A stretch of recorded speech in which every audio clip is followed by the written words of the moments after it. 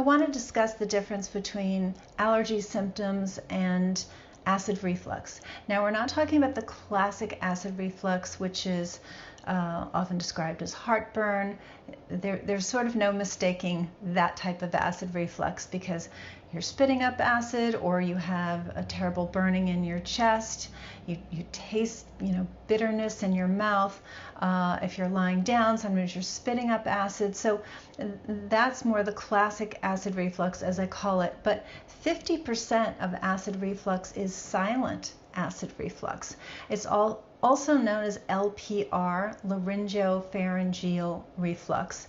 So this is where the acid more trickles up your esophagus instead of gushing up your esophagus, and it lands in this upper area of your throat and esophagus, and it can mimic allergy symptoms in a very significant way. So let's talk about the symptoms that are in common with both allergies and silent reflux. So you can have a cough, you can have postnasal drip, hoarseness, throat clearing, scratchy throat. So those are common allergy symptoms, but they're also common with this type of acid reflux, which again is not that classic form that most of us think about. So, you've got the hoarseness, you've got the cough, you've got a postnasal drip, you think, oh, it's allergies. Now, if you go to an ENT to diagnose your allergies, then if they're savvy, they're going to look at your vocal cords and they'll be able to see that you have some acid erosion occurring, and they'll be able to make that diagnosis. So that's helpful. But if you're on your own and you're not going to an ENT, then the other symptoms that are different is that allergies classically have something that the silent reflux does not. So that is the runny nose, the watery, itchy eyes, and sneezing. Those are not symptoms associated with this LPR or acid reflux.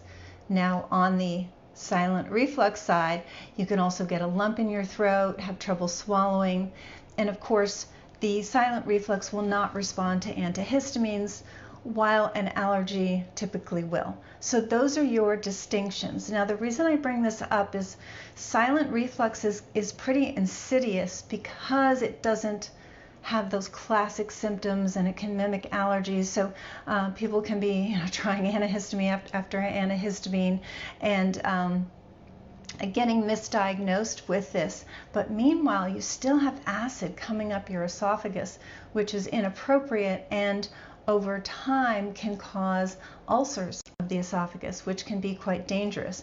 And of course, we want to get to the root cause of why your stomach is inappropriately being compressed and sending acid up your esophagus, because it means we have a digestive problem and we likely have hiatal hernia to some degree, because that pressure of the stomach is creating that problem. Now, concurrently, you might have shortness of breath, you might have heart palpitations, you might have bloating, you might have constipation, all those other symptoms associated with hiatal hernia syndrome. But as I'm taping this, spring is upon us almost, and so allergies can be seasonal, like classic spring, fall, but sometimes people have them at other times, or they can be chronic. So there are chronic allergy sufferers that again, can really get confused about what's going on. Now, allergies are miserable as well, and we're good at getting to the root cause of why you have those and handling those symptoms, but I really wanted to make this distinction of the silent reflux because it can mimic in so many ways allergies, so you won't be confused by that, and you can get the appropriate treatment. So if you think this is you, then we'd be more than delighted to help, because that's what we do. We do it naturally, no drugs, and again, it's very important to resolve which one is going on. By the way, if you like the content on this channel, please subscribe. That helps more people see our content, and we are here for you to get you healthy. That's my one purpose in life. So I hope you do enjoy this content, and we'll talk soon.